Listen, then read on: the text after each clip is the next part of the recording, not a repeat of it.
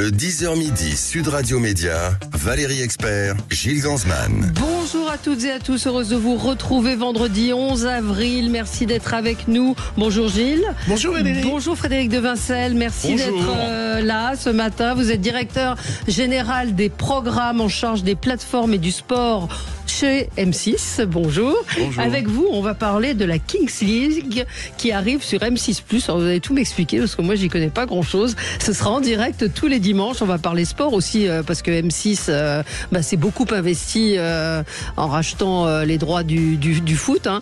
Donc, on va voir tous ces sujets. Ça a démarré la semaine dernière. Ouais. Ça a déjà bien cartonné. C'est vraiment un truc à la mode. Alors, j'en ai un peu parlé dans la rédaction. À la mode. Parce qu'on a une rédaction un peu même jeune, et puis je viens d'en parler avec également des personnes qui font des émissions foot ici. Alors il y a les pour et les contre. Hein. Il y a c'est génial, c'est fantastique, c'est un jeu vidéo, et il y en a d'autres, c'est pathétique, c'est pas ça le football. Et vous, votre position? Moi, ma position, elle est assez simple, c'est que la Kings League, c'est pas du football au sens FIFA ou UEFA ou Ligue 1 du terme. Je dirais, c'est un peu comme l'analogie. Ouais, c'est un peu l'analogie comme entre le tennis et le paddle. Personne dira que le paddle c'est du tennis. Simplement, il y a plein de joueurs de tennis qui jouent au paddle. Il y a des joueurs de paddle qui jouent au tennis. C'est pas les mêmes règles. Les deux sports sont amusants. Donc le foot, en fait, de la Kings League, c'est quand même une analogie assez forte avec du football. C'est quand même un ballon, deux buts, deux équipes, et c'est celui qui a mis un but de plus qui remporte la partie. Donc ça ressemble quand même à du foot. Et ça cartonne en Espagne, au Mexique, en Italie, au Brésil. Et donc vous serez M6, vous êtes le diffuseur officiel de cette Kings League. Kings League France. Kings League France, voilà. Et puis on vous en parlera, vous verrez, les règles sont plutôt rigolotes. Et juste une question avant de démarrer le zapping. Est-ce que le sport va arriver en force, encore plus en force sur M6 ? Il y a une volonté aussi de devenir la chaîne du sport ? On a déjà devant nous une perspective assez exceptionnelle qui est 2026, la Coupe du Monde FIFA, qui donc se déroule au Mexique, États-Unis, Canada, dont on a acquis les droits l'année dernière. Donc vous apprenez l'espagnol. Donc on a 54 matchs de cette Coupe du Monde sur les 104 qu'elle va compter. Donc c'est la première fois tout simplement qu'M6 a les droits de la Coupe du Monde. Donc pour nous c'est évidemment exceptionnel. On va en faire un événement gigantesque comme il se doit. Et donc ça nous fait déjà une belle perspective devant nous parce que il reste presque, il doit rester 380 jours ou 390 jours avant le début de cette Coupe du Monde. Donc quasiment tous les jours on travaille dessus. Ouais. Tic tac, tic tac. On va passer au zapping de Gilles tout de suite. Oui.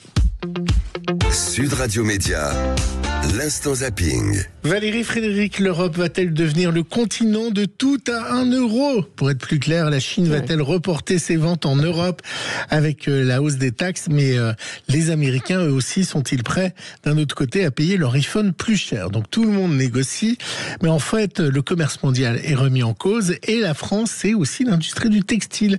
Et cette industrie du textile s'inquiète et a peur de l'arrivée en France des t-shirts à bas coût, même s'ils sont déjà pas mal présents, ou du slip pas cher. Reportage sur France 2. La Chine s'apprête-t-elle à envoyer ses milliers de conteneurs vers l'Europe, à défaut des États-Unis? C'est précisément la crainte de cette entreprise française qui confectionne des sous-vêtements en Seine-Saint-Denis, alors que le patron assure déjà subir une forte concurrence chinoise. Là, on a un produit qui est fabriqué en France.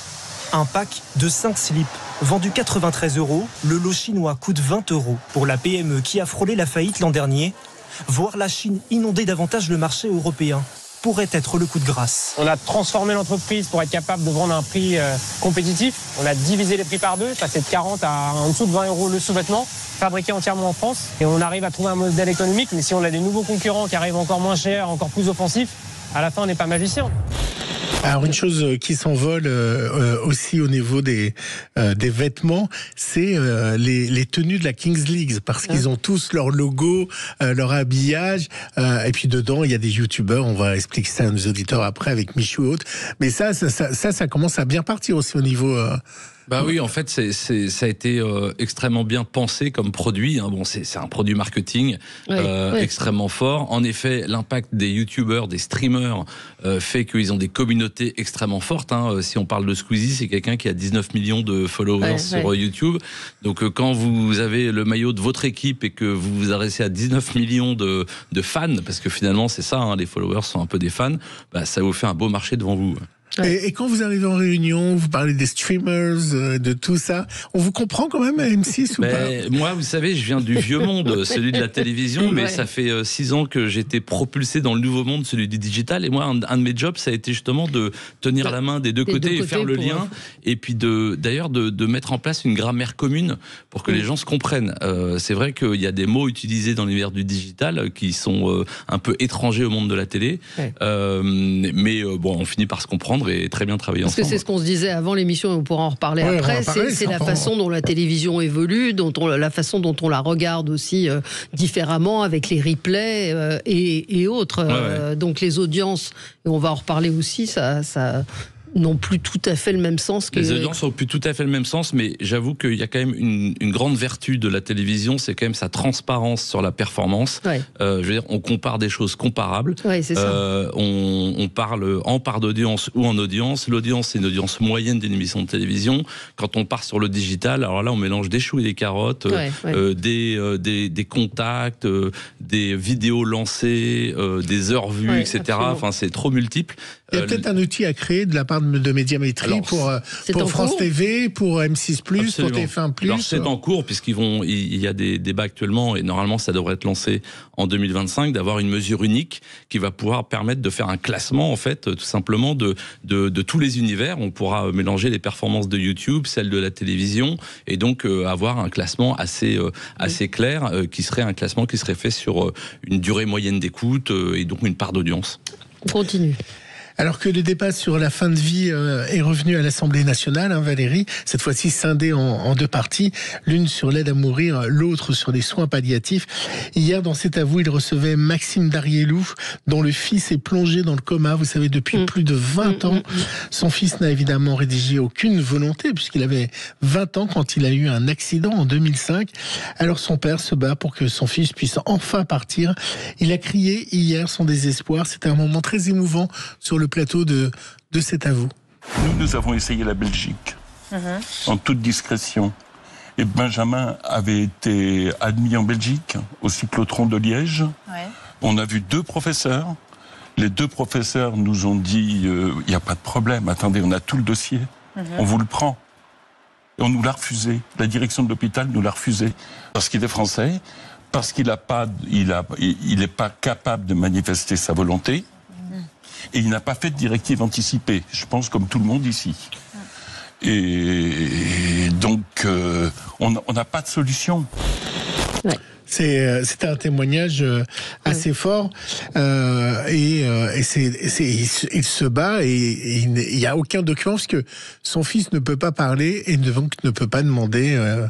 J'avais entendu le fils de Maria Pacôme au moment où elle est décédée raconter qu'elle avait un cancer qui la faisait énormément souffrir et qu'elle voulait aller en Belgique. Mais en fait, il faut avoir, en étant conscient, anticiper effectivement cette fin de vie et avoir rédigé ou entrepris des démarches au préalable. C'était effectivement assez terrible. Et puisque j'ai devant moi le patron des sports d'M6, cet autre témoignage qui lui risque de faire du bruit, je pense que... Patrick, on a parlé ce matin. Exactement. Patrick Roger. C'est évidemment Sébastien Chabal et son témoignage. Il est établi évidemment que les commotions dans le rugby peuvent entraîner des troubles neurologiques.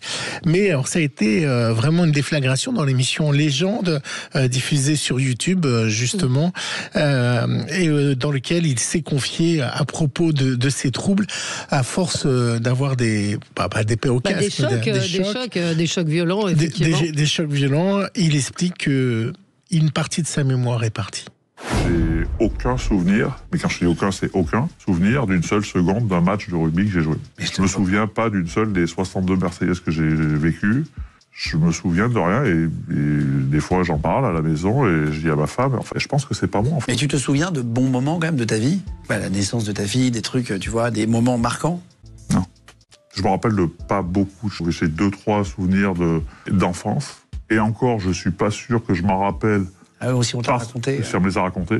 Et les médecins, t'es pas allé voir un neurologue ou un truc? Non. Ça va, non? Quoi faire? La mémoire ne reviendra pas. Alors il faut dire que d'anciens rugbymen, en particulier les Gallois Alix Popham et le talonneur anglais Steve Thompson, vainqueur de la Coupe du Monde en 2003, avaient engagé une procédure collective auprès de la Fédération internationale World Rugby. Mais ça fait longtemps, vous étiez battu. Oui, enfin il y a des choses différentes. Il y a le rugby qui devient de plus en plus violent avec des morts. Et on a effectivement Philippe Chauvin, dont le fils est mort d'un double plaquage et qui se bat pour faire reconnaître cela. On l'avait invité ici. Et puis sur cette violence au rugby, c'est assez tragique. Mais il y a dans le rugby, dans le foot aussi, on en parle assez peu, des joueurs qui ont des maladies d'Alzheimer précoces, enfin des démences en fait. C'est plus que c'est pas de la maladie d'Alzheimer. Les têtes au football sont des choses absolument dramatiques. Quand vous en parlez avec les neurologues spécialistes, en particulier il y en a un à la Pitié, les sports, il y a la boxe aussi, enfin il y a des sports comme ça qui font des lésions terribles au cerveau. Oui, et la tête, c'est vrai qu'aujourd'hui il y a une prise de conscience sur les têtes au football. Autrefois, je pense à un joueur très connu dans les années 80-90, c'était Horst Hrubesch, qui était un joueur allemand qui, je crois, a été pris de démence parce qu'il jouait quasiment que de la tête. Ouais. Il était très grand, il avait tous les ballons sur la tête. Et ça me renvoie d'ailleurs à un débat qu'on a vu chez vous, ici, chez Sud Radio, sur le MMA, où on met en avant le MMA comme le sport ultra dangereux, ultra violent, etc. Mais je crois qu'il y a plus d'accidents et de morts en rugby qu'en MMA tous les ans. Il y a plus de morts en cyclisme qu'en MMA tous les ans. Et le MMA a un avantage, par exemple, par rapport à la boxe, c'est que les coups sont répartis sur l'ensemble du corps. C'est-à-dire qu'on ne se concentre pas que sur la tête comme en boxe anglaise ou sur le foie, mais il y a une répartition des coups. Et finalement, ça fait de ce sport qui est tant décrié en France et que moi, je cherche à défendre au maximum. Mais c'est intéressant parce que vous en parlez. Il est un peu moins dangereux. Et puis, je terminerai juste d'un mot, c'est que il y a ces problèmes de santé physique dans le sport. Donc moi, je trouve que c'est extrêmement bien qu'il y ait des témoignages comme ça, qu'on les prenne en compte et qu'on arrive à mieux protéger les sportifs. Puis il y a la santé mentale, qui est un sujet très fort du moment, et notamment dans le sport. Et d'ailleurs, M6 diffusera très prochainement un documentaire sur la santé mentale, dans lequel il y a des témoignages assez forts, notamment, je crois, de Florent Manodou. Voilà. Et donc, je trouve que c'est bien en fait qu'il y ait des voix qui s'élèvent, des témoignages, parce que c'est avec la force du témoignage, comme souvent, que le propos, en fait, arrive à pénétrer la société. Mais ça a été très long. Dans le cas de Philippe Chauvin, il a écrit un livre qui s'appelle Rugby, mourir fait partie du jeu, c'est un titre très fort. Et cette prise de conscience, il a pendant longtemps parlé dans le vide, et là on commence à s'en préoccuper. Alors Frédéric, évidemment j'ai choisi un autre son pour vous, le patron des sports. Alors il se passe un autre phénomène sur les réseaux sociaux où les sportifs sont, pas les stars, mais la plupart des sportifs sont accessibles. Et ils sont de plus en plus victimes de menaces ou de chantage par des parieurs sportifs qui leur intiment l'ordre de perdre ou de gagner. Écoutez ce sujet choc du service des sports de TF1. Ces dernières années, les paris sur les sports moins médiatisés ou concernant des joueurs en dehors des top 100 se sont multipliés. Et parce qu'ils sont accessibles sur les réseaux sociaux, ces sportifs sont la cible de propos très violents de la part de parieurs ayant perdu leur mise. Denis, lui, s'est habitué aux menaces reçues sur son compte Instagram. Tenez la main de l'autre salaud et faites reculer la France. Venez en Tchèque République vendre des matchs. Dernièrement, d'autres formes d'intimidation sont parvenues à ce joueur de tennis de table. Pour le corrompre, des comptes anonymes lui proposent, en échange d'une défaite, de grosses sommes d'argent. Le plus fou que j'ai eu, je devais perdre tel point pour gagner 5 000 €. Et si je perdais un set, c'était 10 000. Totalement fou. Ouais. Totalement fou, c'est vraiment... Sujet incroyable. Chanteuse, pianiste, comédienne, Jeanne Chéral, artiste aux multiples talents, avec un petit son à la Véronique Sanson, sort un nouvel album. Elle a joué hier son titre dans C'est à vous. Alors moi, vous allez l'avoir en tête toute la journée, c'est Jean. J'en ai marre de rêver de vous, Jean. J'en ai marre de parler de vous, Jean. J'en peux plus de ne penser qu'à vous. J'en ai connu des plus forts. Ah, ça vous aimez? Non? Ah, vous n'avez pas ce genre de musique? Si, je sais pas. Benjamin Biolay, comme ça, non? Non? Bon, d'accord, j'insiste pas. Je sais pas. On se retrouve dans un instant avec Frédéric de Vincel, donc directeur général des programmes en charge des plateformes et du sport chez M6. À tout de suite. Le 10h midi, Sud Radio Média, Valérie Expert, Gilles Gansman. Sud Radio Média, l'invité du jour. L'invité du jour, c'est Frédéric de Vincel, directeur général des programmes en charge des plateformes et du sport chez Groupe M6. La Kings League arrive sur M6 en direct, enfin, est déjà arrivé, ça a commencé dimanche dernier, tous les dimanches. La Kings League, donc, c'est un format assez innovant. C'est Gérald Piquet qui l'a initié. Il y a d'anciens joueurs de foot qui participent, Adil Rami entre autres. Et il y a beaucoup d'interactions avec les spectateurs dans ce jeu. Qu'est-ce qui a fait que M6 s'est positionné pour acheter les droits de la Kings League France ? Ah oui, alors c'est j'allais dire une vieille histoire, c'est pas si vieux que ça, mais ça a au moins 1 an et demi ou 2 ans. En fait, j'en avais entendu. C'est vrai que dans le monde du digital, c'est très vieux, 2 ans, mais j'avais entendu parler de ce lancement en Espagne parce que dans le groupe M6, on est proche de RTL TVI, qui est une chaîne espagnole, A13 Media, oui, qui est une chaîne espagnole, et donc on avait entendu parler de ce lancement. J'y suis allé pour voir à quoi ça ressemblait, et j'ai trouvé ça absolument super parce que en effet, comme vous le disiez à l'instant, c'est innovant. Et donc, nous, des produits innovants dans le groupe M6, on aime bien ça. On cherche à se démarquer, à proposer des choses nouvelles. Et donc, j'y suis allé. Je suis tombé un peu sous le charme de cette compétition. Et on a diffusé une première fois en juin l'année dernière la Coupe du Monde des clubs, qui a été plutôt un beau succès chez nous. Et on avait pris des droits dans l'hypothèse où ils lanceraient le championnat en France. Ouais. Et ce qui a été fait, puisqu'ils viennent de le lancer donc le week-end dernier. Et donc, on est diffuseur officiel de cette compétition qui propose un autre football. À un moment d'ailleurs où le football en France, on l'entend un peu partout, est un peu chahuté. En mois d'avril, le PSG, il a déjà gagné. Voilà, le championnat est terminé. Voilà, bon, et donc là, on propose autre chose, un autre spectacle. C'est extrêmement divertissant. Il y a des règles très innovantes, très amusantes, qui rebattent les cartes. Et puis, surtout, il y a quelque chose d'extrêmement fort et qui est vraiment je trouve ils ont fait force d'imagination et c'est vraiment payant, c'est que les présidents de clubs, donc les propriétaires des équipes, sont donc des streamers, donc sont des youtubeurs, des streamers. Alors, Michou, il y a X noms, voilà, Michou, Squeezie, Amine, Domingo, Kameto. Popcorn, non. Voilà, bon, ce sont des gens qui sont extrêmement puissants dans leur univers, donc dans cet univers digital, et donc Kings League leur offre une équipe. D'accord. Mais ça veut dire concrètement, il leur offre l'équipe. C'est-à-dire que si la Kings League en France, ça fonctionne très bien et dans 10 ans c'est encore là, Squeezie sera propriétaire d'une équipe de foot qui pourra d'ailleurs revendre. Voilà. Les joueurs de son équipe sont eux payés par la Kings League, mais lui il gère tout le reste, c'est-à-dire l'entraîneur, etc. Voilà. Il paye toute la logistique, le marketing de son équipe, etc. Et la force du programme, c'est que ce président, Squeezie ou Michou pour son équipe, c'est eux qui commentent le match de leur équipe sur leur chaîne Twitch. Donc ça revient, c'est comme si vous regardiez les matchs de foot et que c'était Nasser qui commentait le PSG ou Jean-Michel Aulas à l'époque qui s'enflammait pour Lyon, qui aurait commenté son équipe. Donc vous imaginez l'intensité qu'ils y mettent, la passion qu'ils y mettent.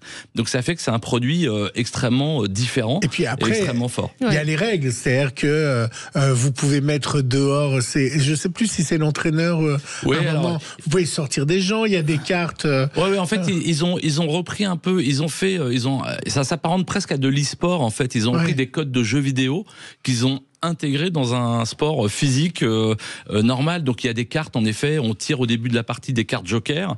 Donc chaque partie tire une carte, ils n'ont pas la même. Il y en a un, ça peut être par exemple, je peux exclure le joueur de mon choix de l'équipe adverse. Et au moment où je le veux. Donc ils abattent la carte quand ils veulent, ils peuvent exclure le joueur. L'autre, ça peut être, je peux décider d'avoir un penalty quand je le veux, et ça va être mon président qui va le tirer. Donc là, Squeezie, il descend de sa tribune où il commente, il arrive sur le terrain et il tire son penalty. Bon, il a intérêt à le marquer. Voilà. Bon. Donc il y a toutes sortes de règles comme ça. Et puis le coup d'envoi, par exemple, le ballon il est suspendu en haut du plafond du stade, il tombe et c'est le premier qui l'attrape. Très ludique. Voilà, c'est très ludique. Très il y a des écrans partout, il y a de l'animation. Enfin, il y a une vraie modernisation aussi de l'enceinte aussi. Oui, alors il est parti d'une idée qui, à mon avis, n'est pas tout à fait vrai, mais il le raconte comme ça. Gérard Piquet, il dit les jeunes aujourd'hui ne peuvent plus rester concentrés pendant 90 minutes devant un match de foot. Donc il dit on va faire des mi-temps de 2 fois 20 minutes, 40 minutes, on va réussir à les tenir en haleine. Et pour les tenir en haleine, il faut que toutes les 4-5 minutes, il y a quelque chose qui se passe. Donc c'est là où il a créé ses cartes. C'est là où sportivement, ça a un intérêt ? Alors sportivement, donc moi j'y étais dimanche.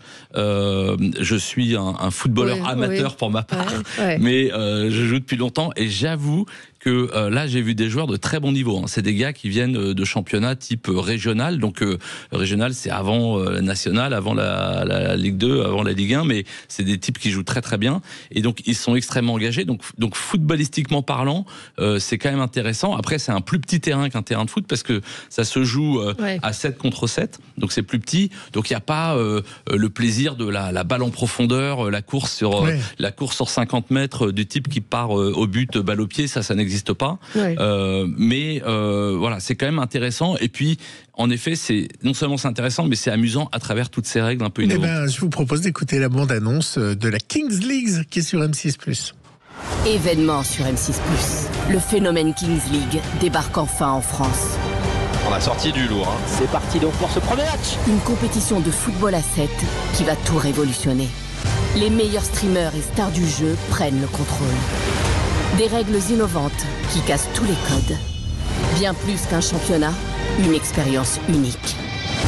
Vivez la Kings League France en direct dimanche à 16h en streaming sur l'application M6+. Alors Valérie, la boumeuse, m'a dit « Oh là, mais moi dans mon temps, il y avait des tournois à 6. » Il y avait des tournois, ça existait. Je me souviens ça. Il y avait des tournois à 6, ça existait. Ça existe toujours. Ça existe toujours, donc ça a dû s'inspirer de ça. Vous êtes le directeur également du sport, de tout ce qui est en charge des sports. C'est un gros pari pour vous, l'achat en fait, qui a été fait, et puis beaucoup d'argent, beaucoup d'investissement. Oui, alors bon, la Kings League, c'est un investissement mesuré. Non, je parlais pour le reste. Pour le reste, en général, quand on investit dans le sport, c'est vrai que c'est beaucoup d'argent. Il faut sortir le chéquier. Mais malgré tout, ce qu'on constate, c'est que le sport dans l'univers de la télévision aujourd'hui, c'est vraiment un des genres qui résiste le mieux. Et dont les audiences même ne baissent pas, voire progressent. On le constate, le Tour de France, Roland Garros, etc. Les audiences sont en progression. Donc il y a une vraie appétence pour le sport à la télévision. Donc c'est très important pour les chaînes de télévision, les grands groupes de télévision d'avoir du sport dans l'offre. Il faut du sport, il faut de l'information. L'information fonctionne très bien sur M6. Vous savez que le 12-45, 19-45 font des scores exceptionnels. Ils sont quasiment systématiquement, ils sont leaders sur les moins de 50 ans. Donc l'information, c'est très important. Pourquoi ? Parce qu'en fait, avec le sport et l'information, on se distingue de plateformes comme Netflix, par exemple. Aujourd'hui, tout le monde vous dit « Ah oui, moi je regarde Netflix ». Bon, la réalité, c'est que la télévision est beaucoup plus regardée que Netflix. Il y a à peu près 7 millions qui regardent Netflix, 7 millions de personnes qui sont sur Netflix tous les jours, à peu près. Il y a tous les soirs, je parle même pas de la journée, mais tous les soirs, 21 millions de personnes qui sont devant la télé. Vous voyez, donc quand on vous dit dans les dîners en ville, je regarde plus la télé, je regarde Netflix, ça c'est les dîners en ville dans le 6e arrondissement à Paris, mais ce que je peux vous dire, c'est qu'en France, tous les soirs, 21 millions de personnes devant la télé. Et le sport attire en plus des gens qui ne regardent pas la télé habituellement et qui viennent grâce au sport. Donc c'est pour ça que c'est très important d'avoir les droits sportifs. La King League pourrait arriver, la finale sur W9 par exemple, on peut imaginer. Ah oui, absolument. Ça c'est tout à fait envisageable. Oui, parce que W9 est une chaîne pareil avec un positionnement divertissant, innovant. On diffuse de la télé-réalité, voilà. Donc avec la Kings League, on est un peu dans cet univers. Vous allez peut-être bientôt diffuser du paddle. Nicolas Taverneau va prendre les règles. vous avez retrouvé tonton Nico. Média. Ouais. Donc ça vous dit quoi? Bah, vous j'ai avez lu toujours ça. des contacts avec lui ou pas? Oui, bah, bien sûr. Et bah, écoutez, j'ai lu ça en effet dans la presse. Ça me dit que la Ligue de football professionnel. Ouais, la Ligue de football professionnel. Il y a un sujet autour des droits médias de la Ligue. Si vous prenez la liste des gens en France capables de résoudre cette crise, je pense qu'il coche absolument toutes les cases. Il connaît tous les présidents de club, il connaît tous les diffuseurs. Même si ça a été propriétaire de Bordeaux, on peut le rappeler à nos auditeurs. Propriétaire de Bordeaux, voilà. Donc je pense que vraiment, je veux dire, de la cave au grenier, il connaît absolument tous les rouages et tous les interlocuteurs. Donc voilà. Après, ça reste, je pense, une mission qui n'est pas facile. Non. Mais il a évidemment, comme tout le monde le sait, le talent pour réussir ça. Il va compter les post-it et les trombones. Hein. Méfiez-vous à la Ligue. Va avoir des économies. Et vous pourriez vous positionner sur d'autres sports ou pas? Ou c'est trop cher? Sur le Tour de France, on va parler dans un instant de Paris-Roubaix, sur du tennis. Ouais. Alors le Tour de France, les droits sont chez France Télévisions, ils ont été renouvelés récemment.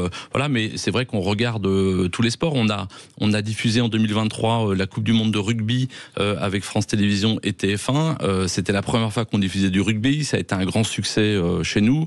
Voilà, là, il y a des discussions sur le tournoi à destination. On regarde des dossiers même autour du basket. On regarde toutes sortes de choses. Mais c'est vrai qu'on est plus naturellement dans le groupe M6 sur les grands sports collectifs, disons. Et puis vous avez été les premiers, il faut le dire, parce que ici c'est un combat important pour Patrick Roger.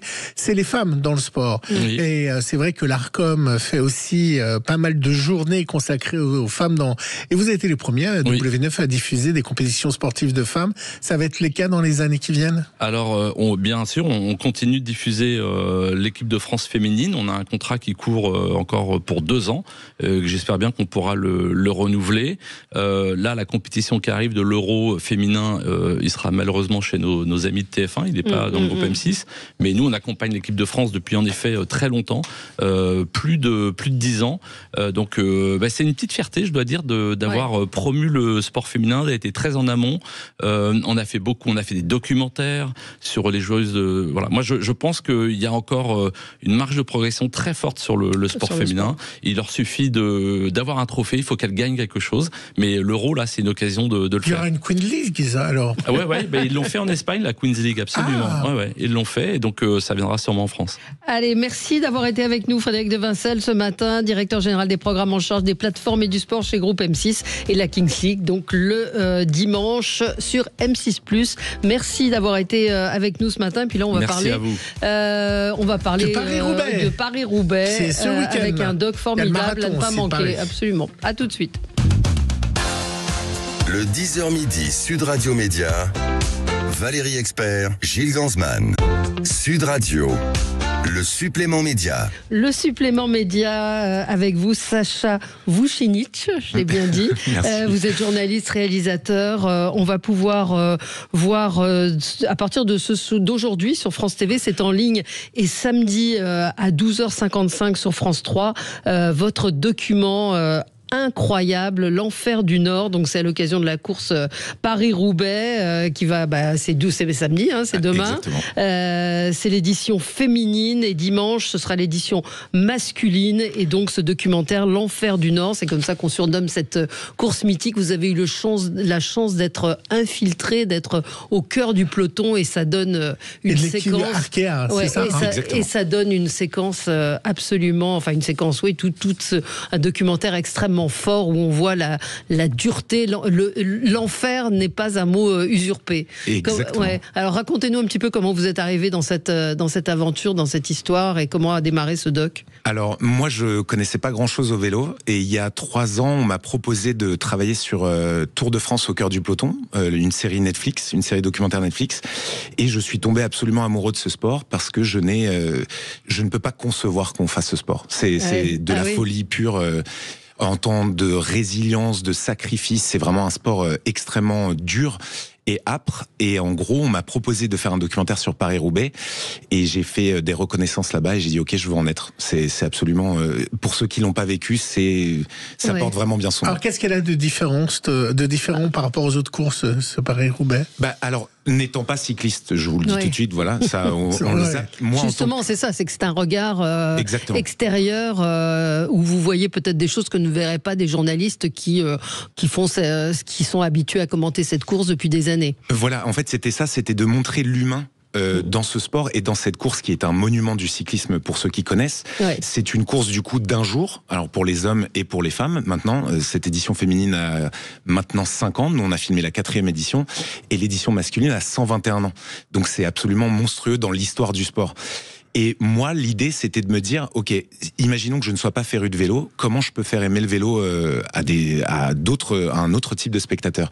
Et pour moi, c'était cet angle-là, l'humain, les sacrifices et surtout les personnes qui accompagnent ces athlètes de haut niveau, les femmes, les compagnons. Et c'est ce point de vue-là que je trouve hyper intéressant dans le documentaire. Alors, ce qui est intéressant, c'est un peu comme des danseurs. Hein. Ils ont des régimes, ils contraignent leur corps, ils entraînent leurs muscles. Et pour eux, c'est arriver est déjà une victoire. C'est exactement ça, c'est la dernière folie du cyclisme, comme ça a été surnommé. Il y a beaucoup, c'est la dure des durs, et il y a quelque chose dans le Paris-Roubaix qui est absolument imprévisible. C'est-à-dire qu'on soit outsider ou non, c'est ce que dit Emmanuel Hubert dans le documentaire, tout peut arriver. Et c'est absolument vrai. À cause de ces fameux pavés en particulier qui sont assez terrifiants et traîtres. Et dans votre documentaire, ce qui est intéressant aussi, c'est le dispositif.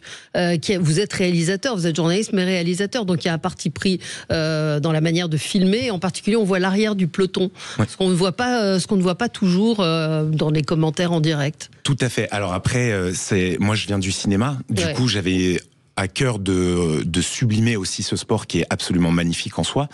Et du coup, on a eu un dispositif assez exceptionnel grâce aussi à notre savoir-faire sur la série Netflix. Où en fait on a parce que vous avez, ça s'appelle Au cœur du peloton, c'est ça, Au cœur du peloton, sur Netflix, qui a eu un succès fou. Il y a eu 2 saisons et donc la troisième arrive. La troisième arrive. Ouais. Et donc vous disiez ce dispositif, ce que vous avez fait sur Netflix, vous a aidé dans la manière de filmer justement.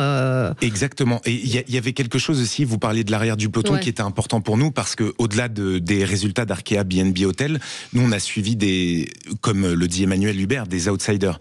Donc il fallait absolument, quoi qu'il arrive dans la course, qu'on ait une caméra sur eux. Et donc avec ASO et France Télé, on a réussi à avoir un de nos cadreurs équipé avec une caméra spéciale qui s'appelle un Ronin 4D, dont tout le monde parle grâce à la série Adolescence sur Netflix. Et en fait, on a des plans absolument incroyables à quelques centimètres des coureurs et des coureuses. C'est le même système que sur Adolescence. Exactement. C'est la même caméra. C'est le même système. Qui suit en continu. Et stabilisé. Dans un truc. Alors, vous suivez à la fois les hommes, les femmes, ce qui est assez original aussi, cette alternance entre, puisqu'on voit la différence aussi qu'il peut y avoir entre la course féminine et la course masculine. Alors, certes, il y a des différences, mais l'idée du documentaire, c'était aussi de montrer tous les points communs. C'est le même pavé, la même douleur, les mêmes sacrifices, les mêmes enjeux sportifs. Et c'est ce qu'on a essayé de montrer dans le documentaire. Pour moi, l'originalité, c'était cette idée du montage alterné sur la course hommes et femmes, pour montrer qu'en fait, c'était qu'un seul et même monument pour eux. Et c'est ça qui m'intéressait beaucoup, c'était de parler des femmes dans ce sport. Voilà. Et la domination de Pogacar, par exemple, de joueurs comme ça. Alors, Pogacar n'était pas sur cette édition-là. Il arrive là. J'ai hâte de voir ça. Mais là, c'était Mathieu Van Der Poel pour les hommes et Lotte Kopecky. Et c'est ça qui est assez incroyable, c'est qu'on a les 2 champions du monde qui gagnent la course avec une facilité un peu insolente. Insolente et parfois il y a toujours cette question du dopage qui revient systématiquement quand on parle cyclisme. Je pense que ça c'est un sujet malheureusement qui va poursuivre les fans de ce sport, et moi je le traite pas dedans parce que je crois en la rédemption et l'idée que chaque équipe maintenant fait attention à ça. Ça existait, je pense que personne ne s'en cache, mais c'est vraiment pas le sujet du documentaire. Non, c'est vraiment pas le sujet, mais la question se pose à chaque fois. Bien sûr, on parle de ces champions qui gagnent tout sûr que quand avec une facilité déconcertante. Quand on voit des scores pareils et des stats pareils, c'est sûr, je pense que des gens peuvent se poser la question, mais c'est quand même un incroyable sport de souffrance et de folie. Ça pense à quoi un cycliste quand il roule ? À la douleur. Ouais. Je pense qu'ils sont... en permanence, c'est-à-dire que quand ils démarrent la course, parce qu'on se dit, ils roulent, alors est-ce qu'ils pensent, tiens, j'ai pas acheté de clémentine hier, ou est-ce qu'ils pensent à la douleur, ou est-ce que vous vous êtes demandé un peu ce qu'il y avait dans leur tête et qu'est-ce qui se passait quand ils roulaient? Je pense que c'est extrêmement stratégique et long comme épreuve. En fait, il faut faire comprendre aux gens que c'est une course qui dure plusieurs heures. Donc je pense que c'est une concentration maximale sur être bien placé avant chaque secteur pavé, parce qu'en gros, on passe d'une autoroute à une route extrêmement étroite, où en gros, pour s'en rendre compte, vous le verrez dans le documentaire, parce qu'il y a des GoPro, on est à quelques centimètres du public. Ouais, alors, vous avez fait à l'intérieur du Tour de France, il y a une saison 3, vous avez filmé le Tour de France qui arrive là? On a filmé l'édition précédente. Parce que dans la nouvelle édition, il y a quelque chose d'incroyable. C'est que vous savez que le cyclisme a été un carton durant les Jeux Olympiques en France. Ça a été un succès fou. Et pourquoi il y a eu un succès? C'est parce qu'ils ont été sur la butte Montmartre. Et la butte Montmartre, qu'est-ce qu'elle a? Elle a aussi des difficultés, non seulement pour grimper, mais il y a aussi des pavés. Écoutez. C'est l'une des images mémorables des JO de Paris. Une ambiance qui monte autant que la route. Dans les ruelles de Montmartre, le public déchaîné au passage des cyclistes. On est là pour les Français, pour le spectacle, c'est incroyable. L'ambiance est vraiment géniale, on s'amuse vraiment bien, le temps passe très vite, on chante beaucoup. Des chants, des rires, un coureur acclamé à sa sortie des toilettes. Cette proximité joyeuse avait marqué les sportifs. Dans Montmartre, le bruit était juste fabuleux et c'est ça qui a été très fort. Après, j'ai forcément les images de l'arrivée, moi plutôt. Va-t-on revivre ces moments-là en juillet prochain?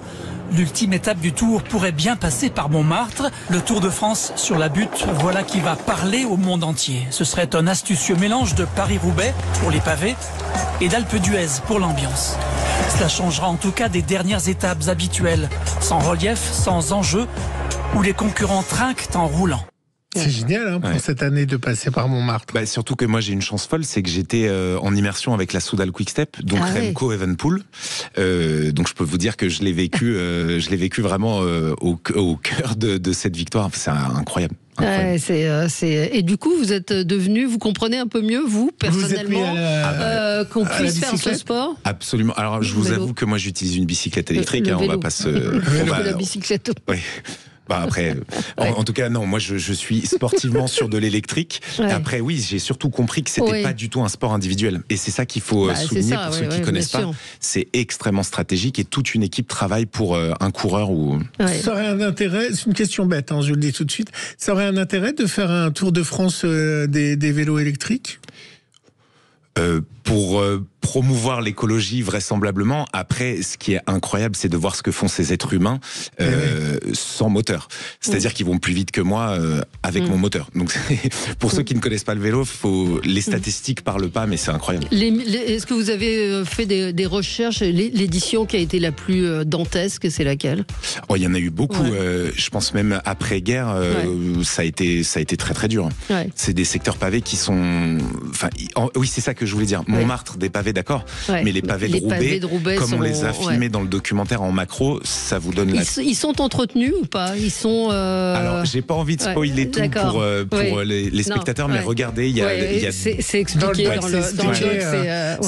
La compétition a sauvé les pavés, en fait, globalement. Exactement. Et beaucoup de gens travaillent à continuer ce monument du sport. Document formidable, donc, à l'occasion du Paris-Roubaix. Ce sera... sur France 3, samedi à 12h55 et c'est déjà sur la plateforme de France.tv, l'enfer du Nord qui porte si bien son nom. Merci d'avoir été avec nous, Sacha Vucinic. Merci à vous. Merci à vous, merci beaucoup. Et tout de suite les débats. Sud Radio, votre attention est notre plus belle récompense.